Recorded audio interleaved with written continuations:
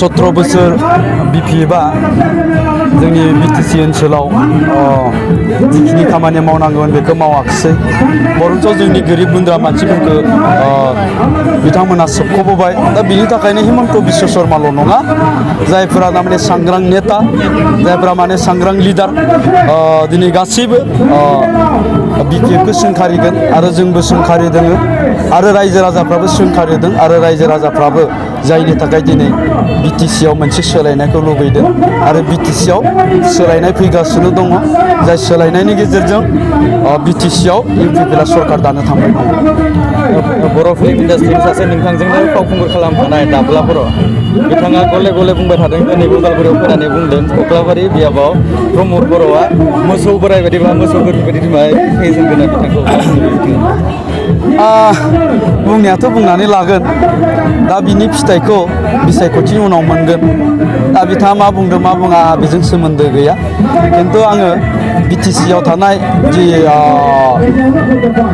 32 लाख जि रायजो राजाफोर बिथांमोननि सिगाङाव साखि लानानै आं बुंगोन बेयाव धीरेन बर'आ खुनु दिनावबो देरहानो हाया बेयाव प्रमद बर'आनो देरहानाया फाइनाल जानानै दं दिनैनि दिनाव दा दाब्ला बिथाङा मा बुंदों आं बेखौ मिन्थिया बेनिफ्राय बे फिसा फिसा मानसिनि खोथाफ्राव फिननाय होनो बायो आं बिथांमोना सोंनांला आंनाव कक्लाबारि समस्तियाव बिपिएफनि मोनसे सुबुं दौमेयाव दाखालि फैलाव बसुमतारिया नोंथांनि सायाव मोनसे चेलेन्ज होदों थारमाने कक्लाबारियाव प्रमद बर'आ जुदि जेनेबा 5 बोसोर आगान दाहोथों मोनसे चेलेन्ज होदों नोंथाङा बेनि सायाव मा बुङो फैलाव बसुमतारियाथ' कक्लाबारिनि नंखाया बियो गुवाहाटियावसो थायो बे कक्लाबारियाव न'आनो गैया आरो भटार लिस्टआव दंना गैया आंहासो सन्देह दङ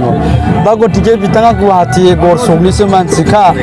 दा गतिके फैगौ 5 बोसोरा नेक्स्ट 10 बोसोराव कक्लाबारियाव फैयाबाबो जेबो फाजाया आरोखि नङा होमबा दा आं चेलेन्जनि खोथाखौबो बुङा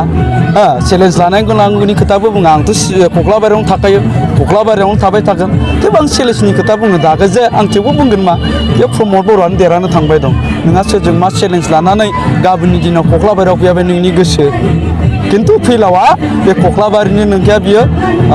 माबा हारम'नियाम ना माबा खावनानै बे गुवाहाटियाव थांना थाहैदोंनो 20 बोसोरसो जाबाय बे गुवाहाटियावनो थायो दा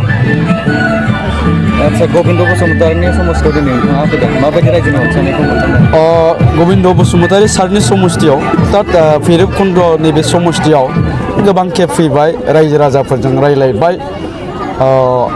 दिनै जोङो मोनसे खोथाखौ रोखायै बुजिनो हाबाय जिहेतु गोलाव सम जानानै थांनाय लोगो लोगो बिटिसिआव थानाय गुबुन गुबुन जाति जनगोष्ठीफ्राबो